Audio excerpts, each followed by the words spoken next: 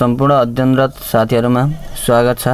योभन्दा अगाडि क्लासमा हामीहरूले क्लास 12 मा रहेको एकाउन्ट सब्जेक्टको विभिन्न च्याप्टरको विषयमा केही न्युमेरिकल प्रब्लम त्यसको कन्सेप्टको विषयमा बुझाएको थियौं भने आजको क्लासमा हामीहरू वर्कशीट क्लास 12 मा फाइनल एक्जाममा 5 मार्क्समा आउने जुन वर्कशीट छ त्यसको विषयमा छलफल गर्न गइरहेका छौं। यहाँ मैले एउटा फाइनल एक्जाममा आएको 2080 सालको क्वेशनलाई लिएको छु। 2080 सेट क्वेशन नम्बर 15 मा यहाँ के भनेको छ भन्दाखेरि the trial balance of a company on 31 December last year given below भनेर दिएको छ क्वेशनमा। त्यसरी नै हेर्नु होला यो क्वेशनमा जे दिएको छ हामी क्वेशनमा सार्छौं। अनि यहाँ जस्तै सेल्स दिएको छ त्यसरी नै एकताल क्वेशन पढिसके मैले। पर्चेज दिएको छ, opening stock, prepaid insurance, capital, creditors, debtors, sales, cash, fixed एसेट्सको कुराहरु दिएको छ। अनि एडिसनल इन्फर्मेसनमा भएको कुराहरुलाई पनि हामी यहाँ एडजस्ट गर्छौं। मैले एउटा यसरी नै यो क्वेशनलाई जस्ताको तस्तै सार्ने प्रयास गरेको छु। हेर्नु होला जस्तै यहाँ हेर्नु है त के छ त भन्दाखेरि वर्कशीट छ। वर्कशीटको फर्मेट के हुँदो रहेछ एसएन सिरियल नम्बर हुन्छ, त्यसपछि पार्टिकुलर अनएडजस्टेड ट्रायल ब्यालेन्स युटीबी लेख्नु भयो भने पनि हुन्छ अनएडजस्टेड ट्रायल ब्यालेन्स। त्यसरी नै यहाँ एडजस्टमेन्ट छ क्या एडीजेयुएसटीएमएनटीएस एडजस्टमेन्ट भनेको तल एडिसनलमा दिएको कुराहरु हामी एडजस्ट गर्छौं। यहाँ एडजस्टेड ट्रायल ब्यालेन्स जस्तै अनएडजस्टेड ट्रायल ब्यालेन्स हामीलाई दिएको थियो क्वेशनमा, त्यसलाई जस्ताको तस्तै सार्यौं। त्यसैले हामी के गर्छौं त भन्दाखेरि एडजस्टमेन्ट एडिसनलमा केही कुराहरु एडजस्ट गर्न दिएको छ भने त्यो कुरालाई एडजस्ट गर्छौं अनि एडजस्टेड ट्रायल ब्यालेन्स निकाल्छौं के एटीबी एडजस्टेड ट्रायल ब्यालेन्स निकाल्छौं। अनि यहाँ हेर्नु होला यहाँ यति गरिसकेपछि यहाँ के हुन्छ त भन्दा यहाँ इन्कम स्टेटमेन्ट छ नि। जस्तै यो इन्कम स्टेटमेन्ट तपाईहरुलाई योभन्दा अगाडि मल्टी स्टेप गर्दा अथवा पहिले फाइनल एकाउन्टको ट्रेडिसनल मेथड गर्दा इन्कम स्टेटमेन्टमा पर्ने कुराहरु हामीले पढ्थ्यौं के। जस्तै त्यहाँ trading account, profit and lost account भन्ने कुरा पर्थ्यो नि। हो त्यो ट्रेडिङ एकाउन्ट र प्रॉफिट एन्ड लस्ट एकाउन्टमा पर्ने कुराहरु चाहिँ यहाँ पर्ने गर्दछन्।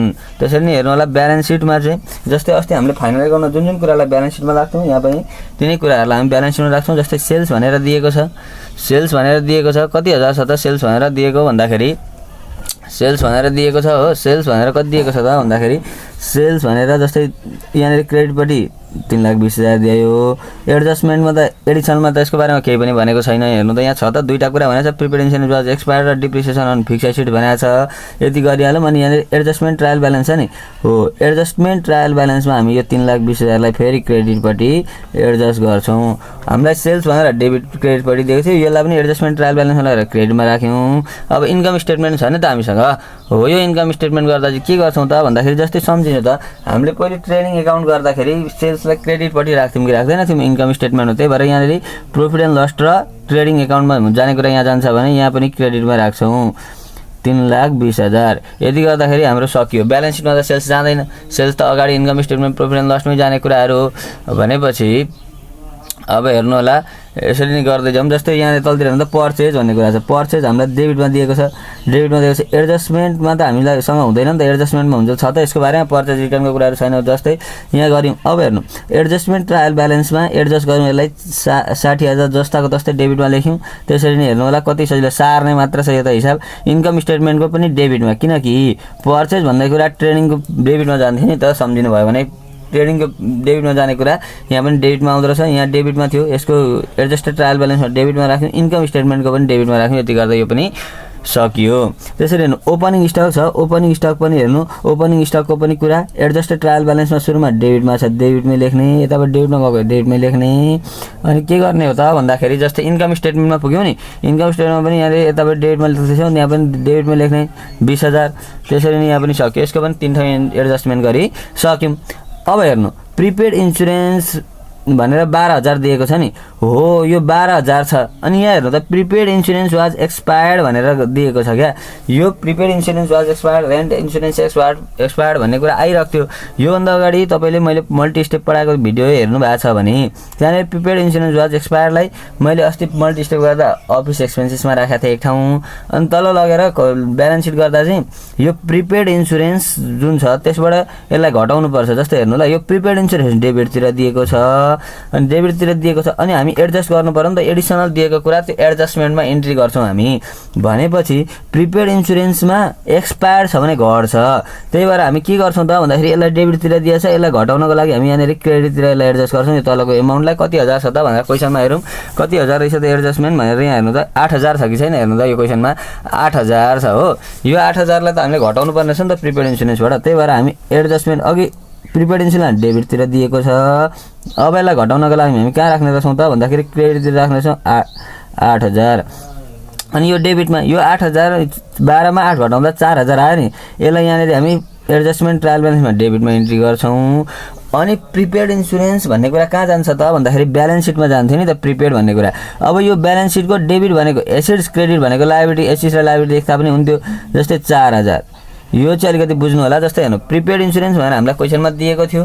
यो प्रिपेड इन्सुरेन्स जुन छ 12,000, यसमा हामीलाई प्रिपेड इन्सुरेन्स वाज एक्सपायर्ड भनेर 8,000 दिएको रहेछ हो। त्यही भएर हामीले यो प्रिपेड इन्सुरेन्सबाट 12,000बाट 8,000 घटाउनु पर्ने हो नि त। एक्सपायर्डको कुरा घट्छ प्रिपेडबाट, त्यही भएर यो 12,000मा 8,000 घटाएर 4,000 लेख्यौँ। अनि पर ब्यालेन्स सिटको डेबिट साइडमा 4,000 लेख्यौँ। अब हेर्नु क्यापिटल भनेर दिएको छ हामीलाई। क्यापिटल कति छ त एडजस्टमेन्टमा यो क्यापिटलको बारेमा छैन। एडजस्टमेन्ट ट्रायल ब्यालेन्समा त गयो जसरी पनि जानु पर्यो।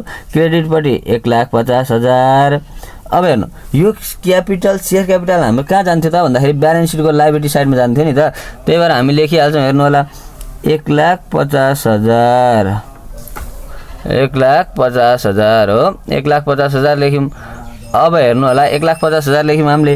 त्यसरी नै हेर्नु क्रेडिटर्स छ। क्रेडिटर्स पनि हामी के गर्छौँ त भन्दाखेरि क्रेडिटर्सको पनि एडजस्टमेन्ट ट्रायल ब्यालेन्समा 30,000 गर्छौँ। त्यसरी नै इन्कम स्टेटमेन्टमा त क्रेडिटर्स जाँदैन नि त। क्रेडिटर्स त कहाँ जान्छ त भन्दाखेरि लायबिलिटीमा जान्छ। अब यो ब्यालेन्स सिटको लायबिलिटी साइडमा लेख्ने क्रेडिटर्स दिएको छ हामीलाई क्रेडिटपट्टि, एडजस्टमेन्ट ट्रायल ब्यालेन्सको पनि क्रेडिटपट्टि लगेर राख्यौँ। त्यसरी नै ब्यालेन्स सिटको पनि क्रेडिटमा लगेर 30,000 राख्यौँ। अब डेप्टर्स छ नि, यो डेप्टर्सलाई पनि एडजस्टमेन्टमा केही पनि भनेको छैन यसको बारेमा। एडजस्टमेन्ट इन्ट्रीमा भनेको छैन भनेपछि यो डेबिटतिर कति हजार भन्दाखेरि 40,000 राख्ने। एडजस्टमेन्ट ट्रायल ब्यालेन्समा त जसरी पनि आउँछ। अनएडजस्टेड ट्रायल ब्यालेन्स यो एडजस्टमेन्ट ट्रायल ब्यालेन्समा जसरी पनि इन्ट्री हुन्छ त्यो। अब यो कुरा कहाँ जाने हो भन्दाखेरि इन्कम स्टेटमेन्टमा डेप्टर्स जान्छ त जाँदैन, ब्यालेन्स सिटमै हो जाने। ब्यालेन्स सिटको कतापट्टि जान्छ एसेट साइडमा जान्छ। त्यही भएर हामीहरू यसलाई पहिले कता इन्ट्री गर्थ्यौँ त यो डेप्टर्सलाई भन्दाखेरि ब्यालेन्स सिट गर्दाखेरि करेन्ट एसेट्समा गर्थ्यौँ। त्यही भएर यहाँ त ब्यालेन्स सिट मात्रै छ, पुरै डेबिट र क्रेडिटमा राख्दा भइहाल्यो, सजिलो छ। सेलरी छ नि हो, यो सेलरीको बारेमा यहाँ आउटस्ट्यान्डिङहरू भनेको हुनसक्छ, पेएबलहरू भने हुनसक्छ, छैन। सेलरीको बारेमा हामीलाई डेबिटमा दिएको छ। एडजस्टमेन्ट ट्रायल ब्यालेन्स अब एडजस्टेड ट्रायल ब्यालेन्समा हामी 96,000 राख्छौँ सेलरी। अब हेर्नु ल यो हामी यो सेलरीलाई इन्कम स्टेटमेन्टमा लाने कि ब्यालेन्स सिटमा लाने भन्ने कुरा त छ। अब इन्कम स्टेटमेन्ट भनेको ट्रेडिङ र पियाज रहेछ। सेलरी भन्ने कुरा त खर्च एक्सपेन्सेस अफिसको खर्च मानेर हामीलाई कहाँ राख्छौँ त इन्कम स्टेटमेन्टको डेबिट साइडमा 96,000 राख्छौँ। अब यति नै हो, यसको पनि 3 इन्ट्री भइसक्यो। अब क्यास भन्ने कुरा छ। क्यासको बारेमा तल केही पनि भनेको छैन। क्यास चाहिँ हामीलाई कहाँ दिएको छ डेबिटमा दिएको छ 22,000 दिएको छ नि हो। यो 22,000लाई 22,000 राख्यौँ, 2 ठाउँ भयो। अब 1 ठाउँ गर्नुपर्ने क्यास भन्ने कुरा त एसेट्स हो नि त, सम्पत्ति। त्यही भएर यसलाई हामी लगेर ब्यालेन्स सिटको एसेट साइडमा राख्छौँ। त्यसरी नै हेर्नु फिक्स एसेट्स भनेर 1,50,000 दिएको छ।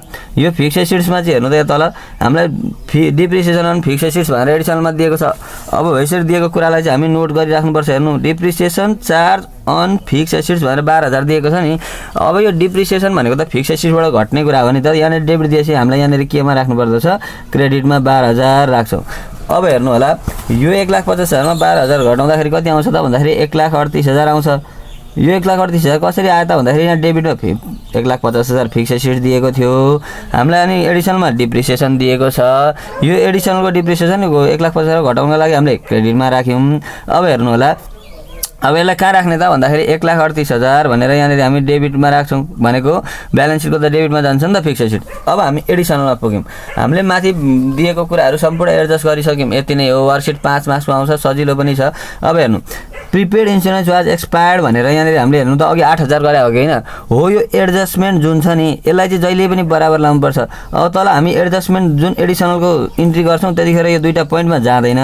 त्यसरी यो जस्तै यता अघि हामीले यता यसबाट घटाउनको लागि डेबिटमा इन्ट्री गरे हो नि, क्रेडिटमा इन्ट्री गरे हो नि हो। अब यसलाई हामी डेबिटमा इन्ट्री गर्छौँ क्या। जस्तै 8,000 लेख्छौँ।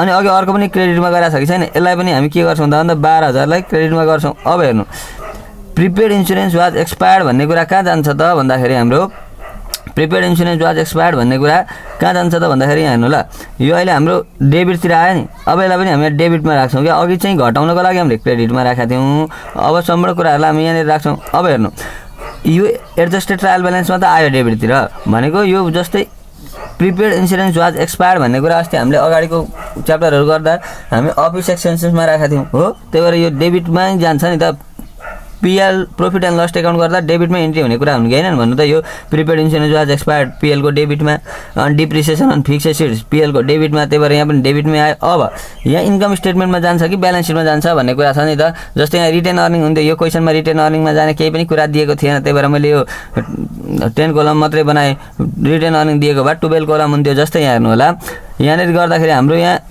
इन्कम स्टेटमेन्टमा जाने आइटम हो नि त यिनीहरू त इन्कम स्टेटमेन्टको डेबिटमा जान्छ यहाँ पनि इन्कम स्टेटमेन्टको डेबिटमा जान्छ यति गर्दाखेरि हाम्रो यो हिसाब पनि सकियो अब हेर्नु हामी के गर्छौँ त भन्दाखेरि सम्पूर्ण टोटल गर्छौँ यति सबै जोड्दाखेरि कति आउँछ त भन्दाखेरि यहाँ क्वेसनमै छ मैले त क्वेसनकै लेख्दै टोटल 5 लाख आउँदो रहेछ हो 5 लाख आउँदो 5 लाख आउँदो रहेछ अब हेर्नु 5 लाख आउँदो रहेछ यो सबै कुरा जोड्दाखेरि कति आउँदो रहेछ यहाँ 5 लाख आउँदो रहेछ यहाँ पनि कति आयो 5 लाख आयो अरे ल ठीक छ अब हेर्नु 5 लाख आयो अब 12 8 12 ले 20 यहाँ पनि 20 गर्यौं अब हेर्नु ल यहाँ माथि एडजस्टमेन्ट ट्रायल ब्यालेन्समा पनि हाम्रो बराबर एमाउन्ट आउनुपर्छ अब हेर्नु यो 60000 20000 60 80000 प्लस 4000 प्लस 40000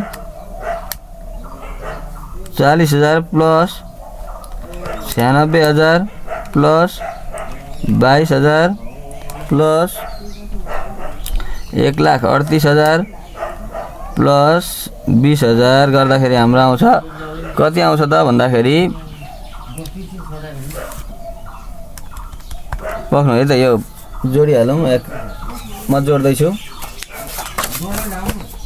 त्यति गर्दाखेरि आउँछ हाम्रो 5 लाख आउँछ यहाँ यति गर्दा पनि हाम्रो कति आउँदो रहेछ भन्दाखेरि 5 लाख आउँदो रहेछ यो पनि हाम्रो ठ्याक्कै 5 लाख चाहिँ आउनुपर्छ ट्याक्कै आउँछ अब हेर्नु होला यहाँ चाहिँ के गर्ने हो त भन्दाखेरि यो इन्कम स्टेटमेन्टमा चाहिँ यो दुईटा जोड्दा 5 लाख आउँछ हैन यो इन्कम स्टेटमेन्टमा जुन छ यो इन्कम स्टेटमेन्ट गर्दा चाहिँ के गर्नु पर्यो भन्दाखेरि डेबिट र क्रेडिट रफमा जोड्नु पर्यो क्या अब यहाँ जस्तै यहाँ हेर्नु त 60000 छ 20000 छ 96000 छ 8000 छ 12000 छ यो 60000 यो 20000 यति जोड्दाखेरि यो 3,20,000 पुग्छ त पुग्दैन यहाँ 3,20,000 गरौँ पक्कै पनि क्रेडिटपट्टि नै बढी छ 3,20,000 को 3,20,000 हो यसरी नै पहिले जस्तै 3,20,000 बराबर लेख्ने दुईपट्टि नै लेख्यौँ हामीले अब हेर्नु हाम्रो 3,20,000 मात्रै छ नि त क्रेडिटमा अब 3,20,000 जुन छ 3,20,000 माइनस के गर्ने हो त भन्दाखेरि 60,000 माइनस 20,000 माइनस 96,000 माइनस 20,000 गर्दाखेरि हाम्रो आउँछ कति त भन्दाखेरि